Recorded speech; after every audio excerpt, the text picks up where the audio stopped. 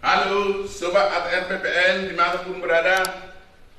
Perkenalkan, nama saya Edison Lumban Batu. Saat ini berada di ruangan Assessment Center Kementerian ATR BPN, tepatnya di Pusat Pengembangan Sumber Daya Manusia. Dan seperti yang kita lihat, sebelah kiri maupun sebelah kanan saya, ini ruangan asesor untuk penilaian terhadap seluruh asesi setiap ada kegiatan. Ruangan ini sudah memenuhi standar seperti yang ditetapkan dari BKN. Salah satu diantaranya penggunaannya sudah one way mirror.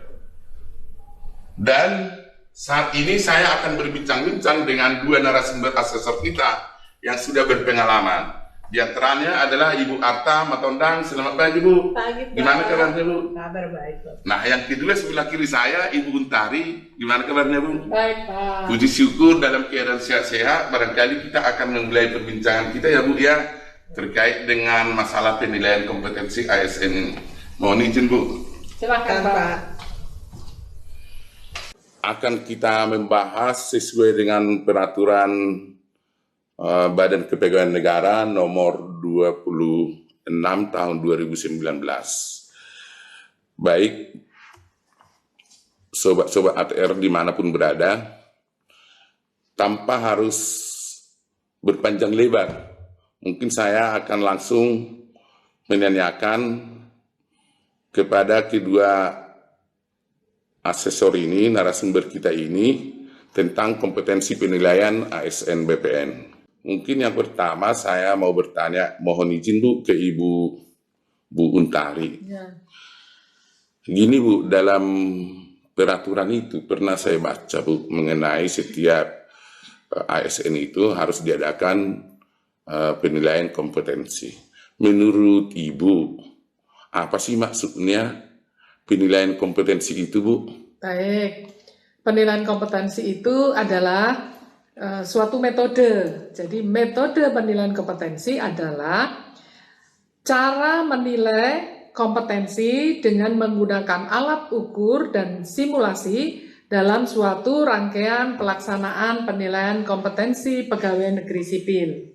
Gitu, Pak. Berarti Bu, setiap ini kan harus ada alat ukur ya Bu, yang dalam penilaian ini. Ya. Nah, mohon izin juga ini Bu Arta. Kalau menurut Ibu Arta, sebagaimana yang disampaikan oleh Ibu Untari tadi, apa sih maksudnya metode penilaian berdasarkan assessment center itu, Bu? Oke, baik Bapak. Penilaian kompetensi dengan metode assessment center adalah suatu proses membandingkan kompetensi yang dimiliki pegawai negeri sipil dengan kompetensi jabatan yang dipersyaratkan dengan menggunakan metode assessment center atau metode penilaian lainnya. Berarti ada dua metode ya Bu, jenisnya Bu ya. Satu assessment center, satu penilaian lainnya. Nah, mungkin saya berpindah ini. Kalau menurut Ibu Untari, sebagaimana yang disampaikan oleh Ibu Arta tadi, metode assessment center ini seperti apa, Bu? Oke, Pak. Jadi penilaian dengan menggunakan metode assessment center adalah penilaian yang menggunakan metode terstandar. Nah, yang dilakukan untuk mengukur kompetensi dan prediksi keberhasilan pegawai dalam suatu jabatan dengan menggunakan beberapa alat ukur atau simulasi berdasarkan kompetensi jabatan dan dilakukan oleh beberapa asesor. Kalau misalnya metode penilaian lainnya ini mungkin dengan Ibu Arta. Gimana Ibu Arta? Baik. Metode penilaian itu seperti apa, Bu? Oke, baik. Metode penilaian lainnya itu adalah metode selain assessment center. Jadi di luar dari assessment center yang digunakan dalam pelaksanaan penilaian kompetensi pegawai negeri sipil, Pak. Saya pernah begini, Bu, membaca sekilas di peraturan itu bahwa alat ukur yang dipakai dalam metode assessment center ini ada 3. Satu itu sederhana, 2 sedang, 3 kompleks. Maksud dari metode sederhana ini seperti apa, Bung Tari? Baik, Pak.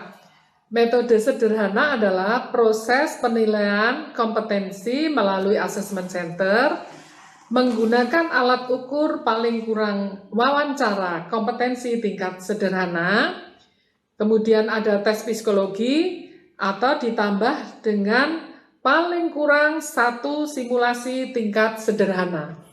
Berarti dalam metode sederhana ini ada tambahannya, Bu ya, ada tambahan paling tidak kurang 1 simulasi ya, Bu ya. Ya. Nah, kalau misalnya di dalam metode sedang, mungkin Ibu Arta bisa menambahkan. Baik, Bapak.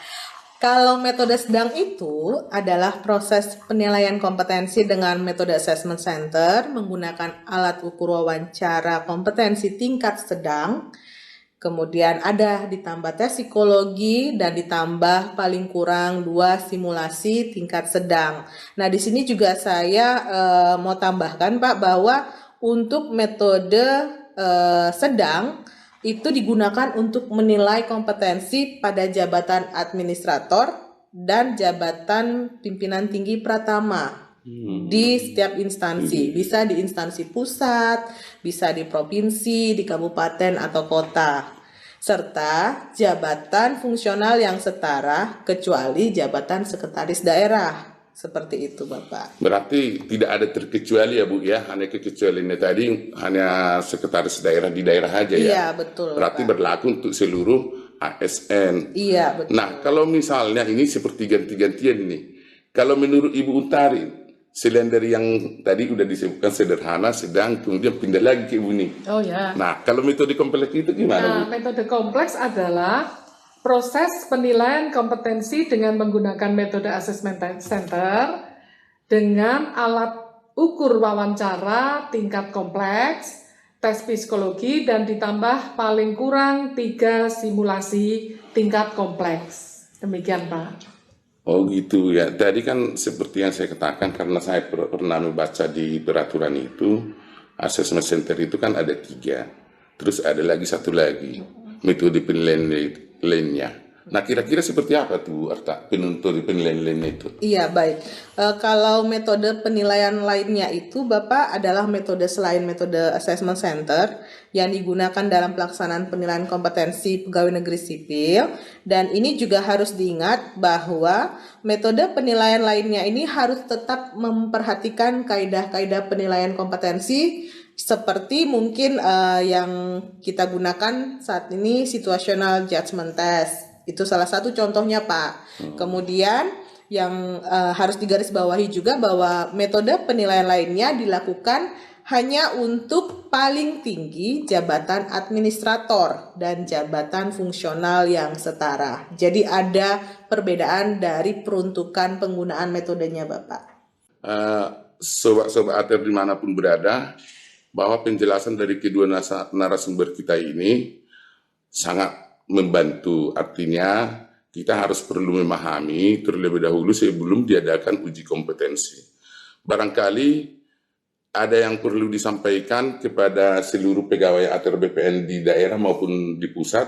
Mungkin ini salah satu yang sangat perlu dan mungkin dinanti-nantikan. Selain dari penjelasan tadi, mungkin ada yang mau ditambahkan, Bu? Baik, saya tambahkan sedikit. Jadi, satu asesi itu paling kurang diamati oleh 2 orang asesor.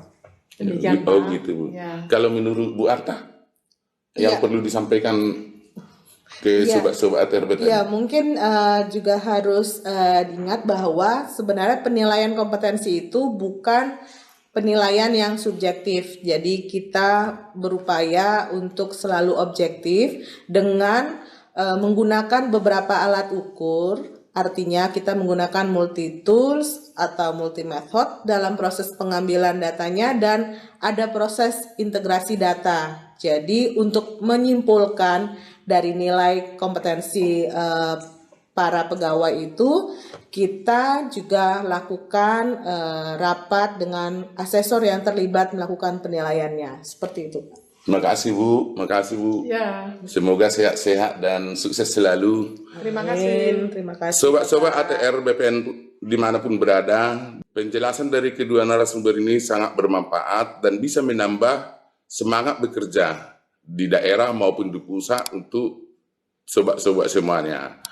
Saya berharap agar sejak sekarang dapat mempersiapkan diri mengikuti setiap PPSDM Talk karena akan berguna dalam persiapan melindungi penjenjangan jabatan berikutnya.